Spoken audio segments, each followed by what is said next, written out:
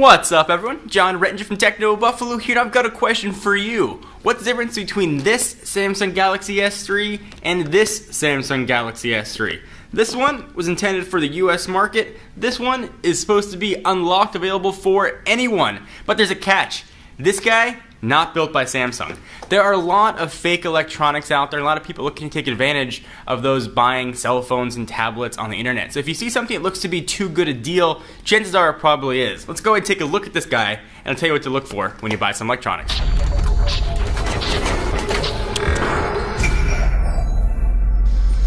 Alright, so here is the box of the fake Samsung Galaxy S3, and on first blush, it looks pretty good. It says Samsung Galaxy S3, the fonts are alright.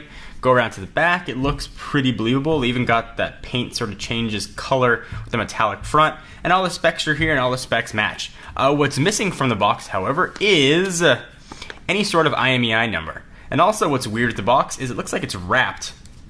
Like this, they just put on some white paper to make it look like a white box. In fact, it's just gray underneath. If we take a look at a real Samsung Galaxy S3 box, this is the US variant. I'll pull this off. You can see that certainly there's a shininess right there that this doesn't have, and there's no sort of wrapping on this at all.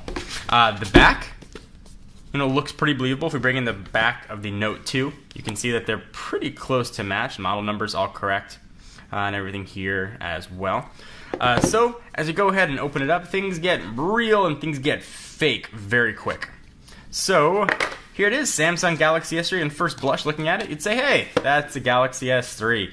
NFC looks a little bit weird, quad-core Android, Super AMOLED, but it says Samsung right there on it. Let's go ahead and peel this off. And this is where things start to get a little bit on the strange side. So it says Samsung, but it's raised paint. I mean, you could scrape that right off. It's almost like someone just stuck a sticker almost on it. It's not even lined up straight. Look at what Samsung here is supposed to look like. It's not even close. The sensors as well are lined up and higher. These are more right to the side as how they're supposed to be.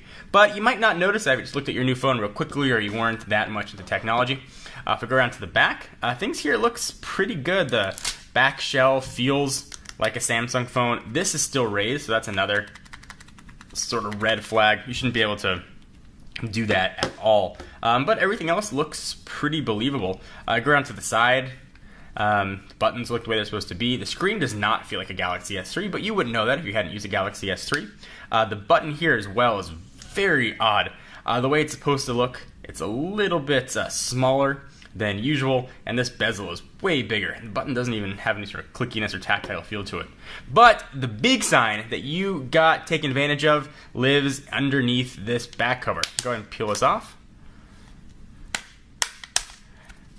Look at that. Anything look weird to you?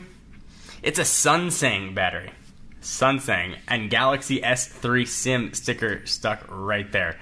This is where things get super fake, and you should be able to tell very quickly if you look at a battery that it says Sunsang on it. The stickers here are totally crooked.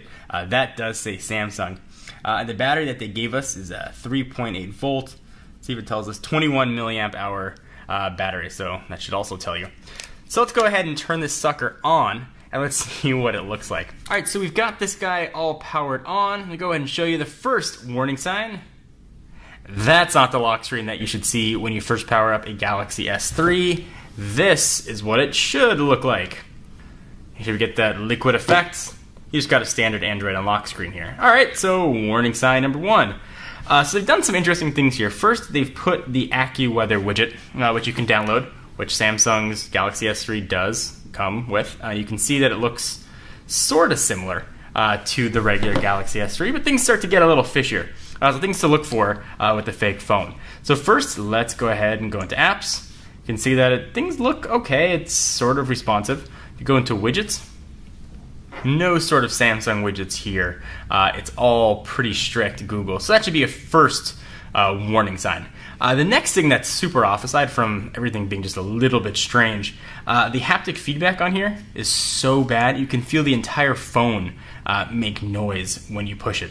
The screen here is also absolutely atrocious, and aside from the resolution being awful, it's also a smaller screen than the Galaxy S3. If you put those side by side, you can see where the screen starts down there, and where this one starts on the fake one. I mean, the Galaxy S3 is significantly bigger than what it should be. So all things to look for when you buy a phone. Let's go ahead and see what's powering this guy. So I'll go and go into settings, and we'll go to about phone. First, you can see that physics engine is super slow and very weird.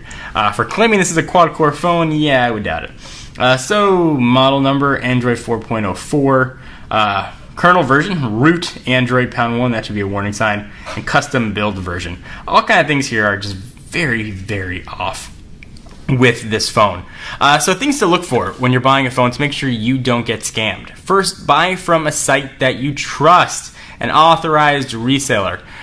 We get all of our stuff from the folks in Negri Electronics. I trust them. There are a lot of other great places out there to buy phones. Just go from a place you trust. Actually, Negri was the one that sent this phone to us. One of their vendors was trying to pass this off as a real Galaxy S3, and they were the ones that found it. And we found it really interesting and wanted to share it with you guys. So be very careful where you buy. If you see something that looks like a deal and it's too good to be true, chances are it is too good to be true. You're going to end up with a Samsung Galaxy Fest free, whatever they decide to call it. A lot of fakes out there. So if you know what a suggested retail price on a phone is, you should be paying just around that, and only get it from somewhere that you trust. Craigslist is one of those things that you're kind of rolling the dice whether or not you're going to get a real product or not. And I just found it really interesting and kind of fun to look at a very fake Samsung Galaxy S3. Now you just have to wait for the fake Galaxy S3 Mini. Anyway, guys, I'm John Rettinger from Techno Buffalo, and I will see you in the next video.